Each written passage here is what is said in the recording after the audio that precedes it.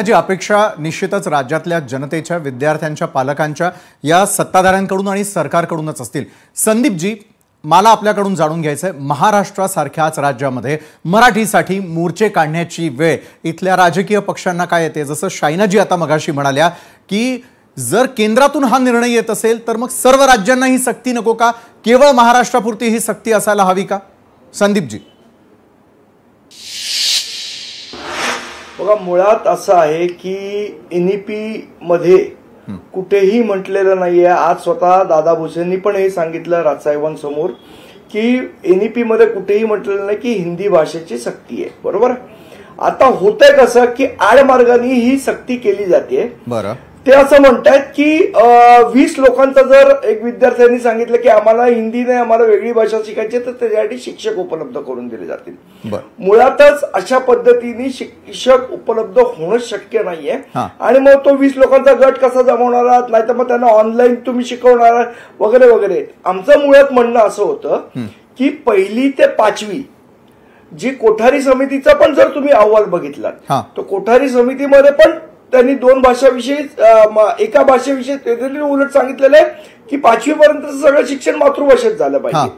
तरी समजा इंग्लिश आहे, मराठी आहे, या 5वी पर्यंत त्यांनी भाषा शिकली पाहिजेत। आमचं म्हणणं होतं, त्यांचं असं म्हणणं की हिंदीची तोंड ओळख व्हायला, अक्षर ओळख व्हायला। आता हिंदीची, जो मराठी शिकणार त्याला हिंदीच्या अक्षर ओळखाची वेगळी गरज नाही, नंबर 1। मग मुलांना तुम्ही तिसरी भाषा लादू नका। आणि सगळ्या शिक्षण तज्ञांचंही तेच म्हणणं आहे की 5वी पर्यंत मुळात तिसरी भाषा नको।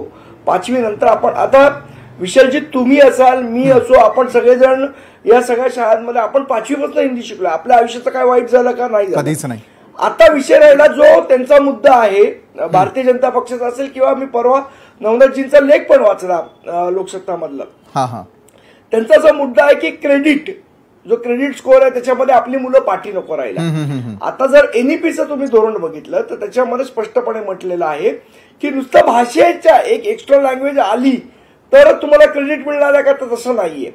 तुम्ही इतर ऍक्टिव्हिटीज केल्या शाळेमध्ये तरी तुम्हाला क्रेडिट मिळणार आहे।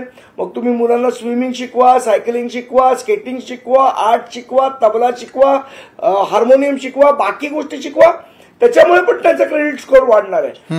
मग जर बाकी गोष्टींमुळे पण क्रेडिट स्कोअर वाढणार आहे तर आमचं म्हणणं, भाषेचं तुम्ही कंपल्शन का करताय? त्यापेक्षा इतर गोष्टी त्याला शिकवा, निदान लाईफ स्किल मध्ये त्याला तर कामाला तरी येतील। आमचं स्पष्ट म्हणणं याच्यात आहे की 5वी पर्यंतची जी सक्ती करू पाहते शासन, आता दुपारी भुसे साहेब असंही म्हणाले दादा की आम्ही तिसरी बस्त करू, अगदी पहिली बस्त नाही करणार, आम्ही तिसरी बस्त करू। पण आमचं मुळात म्हणणं आहे की असं हिंदी शिकल्याने असं काही मोठं होणार की इथलं माणूस उठून बिहारला जाणार आहे का उत्तर प्रदेशला जॉब करायला जाणार आहे? उलट बाकीच्या राज्यातले लोक जर इथे येत आहेत, आज उत्तर प्रदेशमध्ये तिसरी भाषा कुठली शिकवणार आहात तुम्ही? बरोबर आहे। आणि तिसरी भाषा जरी सक्तीची नसली तरी देखील अटी शर्ती, गुजरात सारखे राज्य आहे, गुजरातमध्ये पण तिसरी भाषा नाही शिकवत आहेत ना। बरोबर आहे, मग फक्त राज्यामध्येच ही सक्ती का? मला हा थेट प्रश्न नवनाथ बन आपल्याला करायचा आहे आणि त्यानंतर मग अखिल